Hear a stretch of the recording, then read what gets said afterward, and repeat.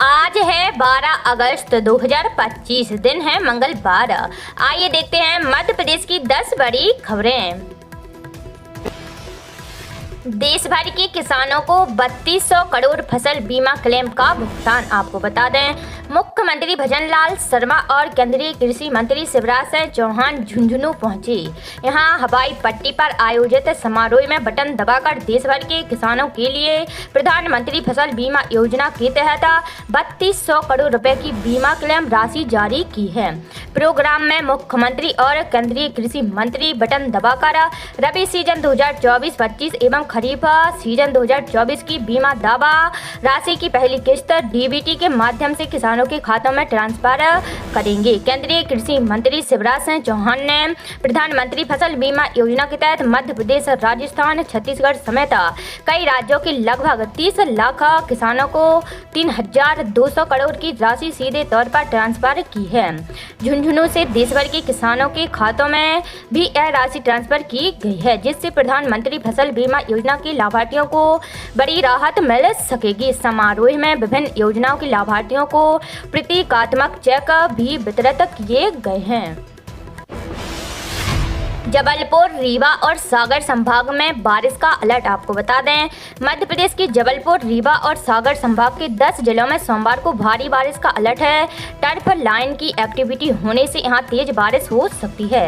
वहीं भोपाल, इंदौर और उज्जैन में मौसम साफ रहेगा। यहां तेज धूप खिली रहेगी। मौसम विभाग के अनुसार अगले 24 घंटे के दौरान पन्ना, सतना, रीवा, मऊगंज, सीधी, मैहर, कटनी, जबलपुर, सिवनी और बालाघाट में तेज बारिश होगी। 12 अगस्त को भी पूर्वी हिस्से में तेज बारिश की चेतावनी दी गई है।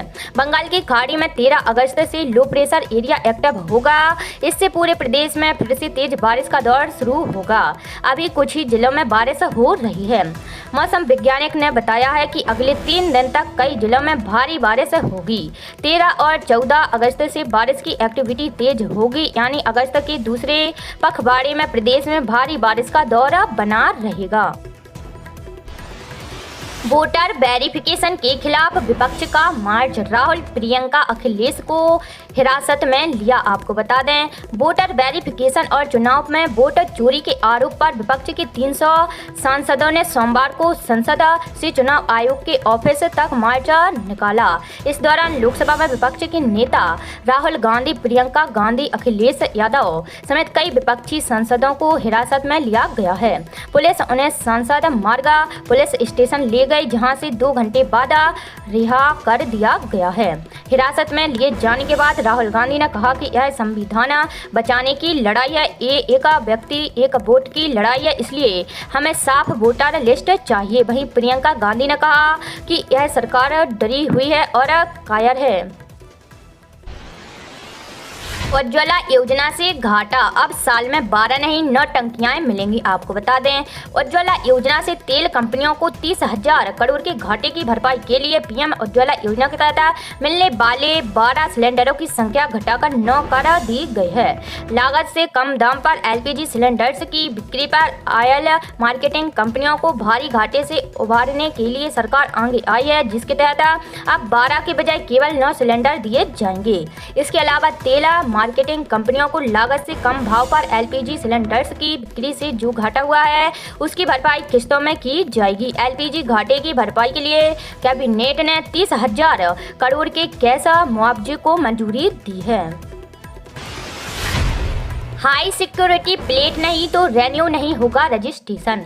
आपको बता दें, वाहन चालकों के लिए हाई सिक्योरिटी रजिस्ट्रेशन प्लेट लगवाना अनिवार्य। सुप्रीम कोर्ट के निर्देश पर परिवहन विभाग द्वारा 15 अगस्त के बाद 3 महीने के लिए विशेष अभियान शुरू किया जा रहा है। जिन वाहन मालिकों ने अब तक अपनी गाड़ियों पर हाई सिक्योरिटी रजिस्ट्रेशन प्लेट नहीं लगवाई है, वे न तो वाहन के पीयूसी यानी पॉल्यूशन अंडर कंट्रोल सर्टिफिकेट बनवा पाएंगे और न ही 15 साल पुराने वाहनों का रजिस्ट्रेशन रेन्यू करा पाएंगे। परिवहन विभाग का यह कदम सड़क सुरक्षा और फर्जी नंबर प्लेट से होने वाले अपराधों पर रोक लगाने के उद्देश्य से उठाया गया है। रिक्त पदों पर भर्ती के लिए सभी विभागों से मांगी रिपोर्ट। आपको बता दें, मध्य प्रदेश में भर्ती के नए नियम तैयार किए जा रहे हैं। इसे अगले माह यानी सितंबर से लागू करने की तैयारी है। प्रस्ताव मुख्यमंत्री डॉक्टर मोहन यादव को अनुमोदन के लिए भेजा गया है, जिसे फिर कैबिनेट के सामने अंतिम निर्णय के लिए रखा जाएगा। उधर सामान्य प्रशासन विभाग ने सभी विभागों से पूछा है कि उनके यहाँ रिक्त पदों पर भर्ती की क्या स्थिति है, अभी तक कितने पदों के लिए विज्ञापन जारी कर दिया गया है और कितनों की परीक्षा तिथि घोषित हो चुकी है। मुख्यमंत्री ने रिक्त पदों को समय सीमा में भरने और अभ्यर्थियों को एक बार परीक्षा देकर पात्रता निर्धारित करने के निर्देश दिए थे। सूत्रों का कहना है कि प्रस्तावित किया गया है कि राज्य लोक सेवा आयोग वर्ष भर में केवल 5 परीक्षाएं आयोजित करेगा। इसी तरह कर्मचारी चयन मंडल 4 से 5 परीक्षाएं लेगा। इसमें मेरिट के अनुसार विभिन्न पदों के लिए पात्रता सूची तैयार हो जाएगी और विभाग रिक्त पदों के हिसाब से भर्तियां करेंगे। लोकसभा में नया आयकर बिल पास, 2 खेल विधेयक भी पेश। आपको बता दें, वोटर वेरिफिकेशन और वोटों की चोरी के आरोपों पर हंगामे के बीच सरकार ने सोमवार को नया आयकर बिल 2025 और कराधान कानून संशोधन बिल 2025 लोकसभा में पास कराया है। राज्यसभा में गोवा विधानसभा एसटी रिजर्वेशन बिल पेश हुआ। 2 स्पोर्ट्स बिल और मणिपुर से जुड़े 3 विधेयक पेश किए गए हैं। हालांकि इन बिलों को पेश करते समय विपक्ष का हंगामा जारी रहा। दिल्ली में सांसदों के लिए बने 184 फ्लैट्स पीएम मोदी ने उद्घाटन किया। आपको बता दें, प्रधानमंत्री नरेंद्र मोदी ने नई दिल्ली के बाबा खड़क सिंह मार्ग पर सांसदों के लिए बनाए गए 184 नए फ्लैट्स का उद्घाटन किया। ये सभी फ्लैट्स टाइप 7 के मल्टी स्टोरी अपार्टमेंट हैं। पीएम मोदी ने सिंदूर का पौधा भी लगाया है। इसके अलावा श्रमजीवियों से मुलाकात की है।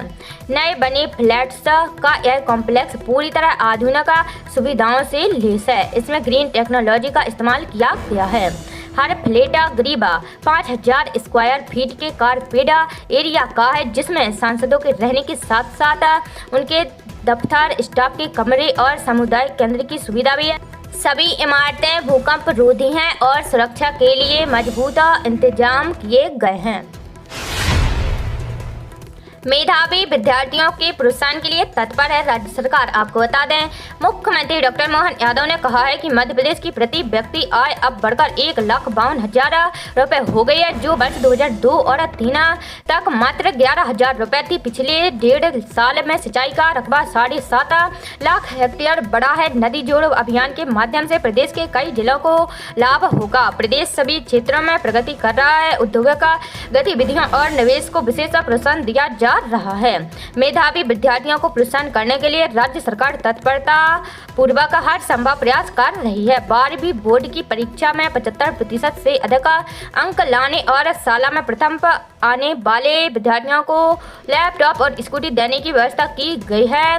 मुख्यमंत्री डॉक्टर यादव एक निजी न्यूज चैनल द्वारा आयोजित स्वर्ण शारदा स्कॉलरशिप 2025 वितरण समारोह को संबोधित कर रहे थे।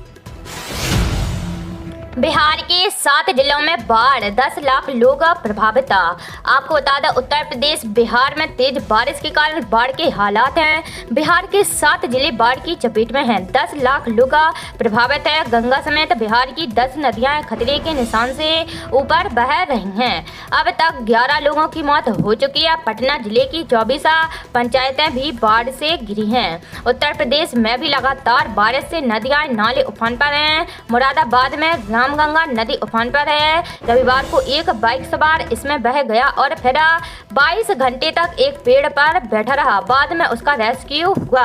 पिछले 24 घंटे में यूपी के 54 जिलों में 5.9 मिमी बारिश हुई है।